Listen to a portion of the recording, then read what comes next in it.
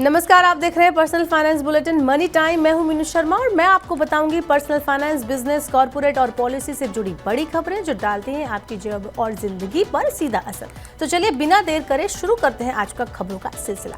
सरकार ने बासमती चावल उगाने वाले किसानों को बड़ी राहत दी है। सरकार ने बासमती चावल निर्यात के लिए फ्लोर प्राइस को $1200 प्रति टन से घटाकर $950 प्रति टन कर दिया है। ऊंचे फ्लोर प्राइस की वजह से भारत से बासमती चावल का निर्यात प्रभावित हो रहा था और इसका फायदा पड़ोसी देश पाकिस्तान को मिल रहा था, क्योंकि वहां का बासमती चावल भारत की तुलना में सस्ता था।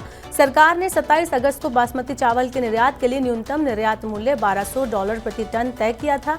ये कदम प्रीमियम बासमती की आड़ में सफेद गैर बासमती चावल के अवैध निर्यात को रोकने के लिए उठाया गया था। इस बार दिवाली पर आटा, ब्रेड और गेहूं से बनने वाले अधिकांश उत्पाद महंगे हो सकते हैं। थोक बाजार में गेहूं का भाव 2,900 रुपये प्रति क्विंटल को पार कर चुका है, जो जनवरी के बाद सबसे ज्यादा भाव है। गेहूं के उत्पादन अनुमान में कटौती, सरकार के पास पिछली फसल का औसत से कम स्टॉक और अगले सीजन के लिए सरकार की तरफ से गेहूं के समर्थन मूल्य में बढ़ोतरी की वजह से इसकी कीमतें बढ़ रही हैं। दिल्ली में गेहूं की कीमत 2,902 रुपये प्रति क्विंटल के ऊपर स्तर पर पहुंच गई है।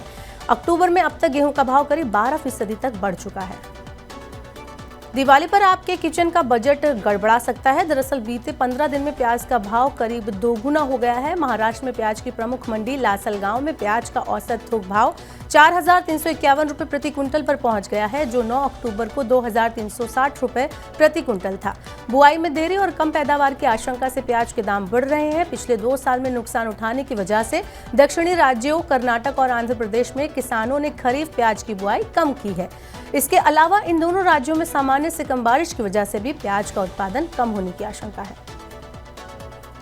भारतीय रिजर्व बैंक ने लोन रिकवरी एजेंट्स के लिए कठोर नियमों का प्रस्ताव किया है। इसके मुताबिक वित्तीय संस्थान और उनके रिकवरी एजेंट ग्राहकों को सुबह 8 बजे से पहले और शाम 7 बजे के बाद फोन कॉल नहीं कर सकेंगे। आरबीआई ने सभी बैंकों और एनबीएफसी को direct sales agent, direct marketing agents और रिकवरी एजेंट्स के लिए board approved code of conduct बनाने का भी प्रस्ताव दिया है। पश्चिम एशिया में तनाव बढ़ने से पैदा हुए दबाव की वजह से घरेलू शेयर बाजार लगातार छठे कारोबारी सत्र में गिरकर बंद हुए। निवेशक धारणा कमजोर होने से सेंसेक्स लगभग 900 अंक की भारी गिरावट के साथ 64,000 अंक के स्तर से नीचे आ गया। निफ्टी भी 264 अंक का गोता लगाते हुए 19,000 अंक के स्तर से नीचे 18,857 अंक पर बंद हुआ। 6 दिनों की गिरावट में निवेशक की कुल 17.77 लाख करोड़ रुपए की पूंजी डूब चुकी है। विदेशी संस्थागत निवेशकों की लगातार बिकवाली से भी निवेशकों की धारणा पर असर पड़ रहा है। शेयर बाजार में गिरावट का फायदा सोने चांदी को मिल रहा है। दिल्ली सराफा बाजार में सोना 300 रुपए चढ़कर 62,000 रुपए प्रति 10 ग्राम पर पहुंच गया। वहीं चांदी की कीमत भी 500 रुपए मजबूत होकर 75,000 रुपए प्रति किलोग्राम पर पहुंच गई। वैश्विक बाजारों में सोना तेजी के साथ $1,988 प्रति औंस हो गया। वहीं चांदी की मजबूती भी $23.05 प्रति औंस पर पहुंच गई।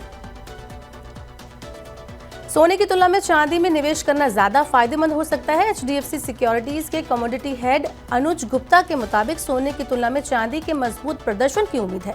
अक्टूबर-दिसंबर तिमाही में फेस्टिव डिमांड, इंटरनेशनल मार्केट और इंडस्ट्रियल डिमांड सब कुछ बेहतर रहने की संभावना है। ऐसे में चांदी का भाव $26 प्रति औंस के स्तर को तोड़ देगा, जो चांदी के लिए एक मजबूत रेजिस्टेंस लेवल है।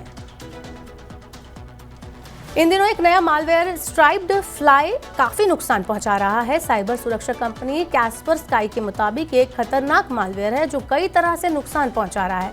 ये मालवेयर हर 2 घंटे में जानकारी चुराता है। ये साइट और वाईफाई लॉगिन जैसे ब्यौरे संवेदनशील आंकड़ों के साथ साथ नाम, पता, फोन नंबर, कंपनी और नौकरी के बारे में व्यक्तिगत डेटा की चोरी करता है। ये मालवेयर प्रभावित व्यक्ति का स्क्रीनशॉट भी लेता है और इसकी संबंधित व्यक्ति को जानकारी नहीं मिलती। इन दिनों एक नया मालवेयर स्ट्राइप्ड फ्लाई काफी नुकसान पहुंचा रहा है। साइबर सुरक्षा कंपनी कैस्परस्काई के मुताबिक ये एक खतरनाक मालवेयर है जो कई तरह से नुकसान पहुंचा रहा है। ये मालवेयर हर 2 घंटे में जानकारी चुराता है। ये साइट और वाईफाई लॉगिन जैसे ब्यौरे संवेदनशील आंकड़ों के साथ साथ नाम, पता, फोन नंबर, कंपनी और नौकरी के बारे में व्यक्तिगत डेटा की चोरी करता है। ये मालवेयर प्रभावित व्यक्ति का स्क्रीनशॉट भी लेता है और इसका संबंधित व्यक्ति को पता भी नहीं चलता। अगर आपके साथ भी ऑनलाइन फ्रॉड हुआ है तो अब आपका बैंक आपको पैसे लौटाएगा। सूरत के नवसारी उपभोक्ता विवाद निवारण कमीशन ने भारतीय स्टेट बैंक को यूपीआई साइबर फ्रॉड के पीड़ित को करीब 40,000 रुपए लौटाने का निर्देश दिया है। कमीशन ने फ्रॉड के मामले में तत्काल कार्रवाई न करने पर बैंक की खिंचाई भी की है। कमीशन ने कहा है कि फ्रॉड के मामले में उपभोक्ताओं को तुरंत अलर्ट करने की पहली जिम्मेदारी बैंक की है। भारतीय पूंजी बाजार में पार्टिसिपेटरी नोट्स यानी कि पी नोट्स के जरिए निवेश सितंबर के अंत तक बढ़कर 6 साल के उच्च स्तर 1.33 लाख करोड़ रुपए पर पहुंच गया। ये लगातार 7वां महीना है जब पी नोट्स के जरिए निवेश में मासिक आधार पर बढ़ोतरी हुई है। पी नोट्स के जरिए निवेश में बढ़ोतरी काफी हद तक विदेशी पोर्टफोलियो निवेशकों से जुड़ी हुई है। बाजार विश्लेषकों का कहना है कि भारत में पी नोट्स के जरिए निवेश में वृद्धि की मुख्य वजह अनिश्चित वैश्विक आर्थिक परिदृश्य के बीच भारतीय अर्थव्यवस्था के स्थिर बने रहना है।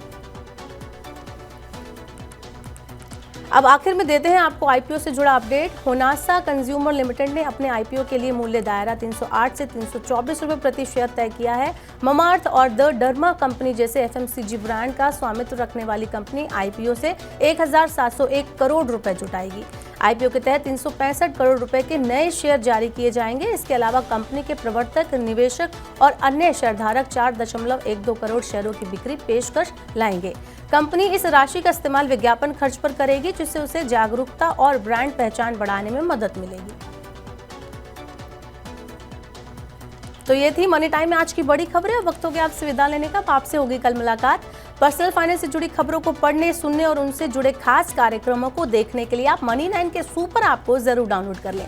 साथ ही आज का हमारा मनी टाइम आपको कैसा लगा, मेरे नीचे कमेंट बॉक्स में अपना फीडबैक जरूर दें। इसके अलावा बने रहिए मनी 9 के साथ। नमस्कार, शुभ रात्रि।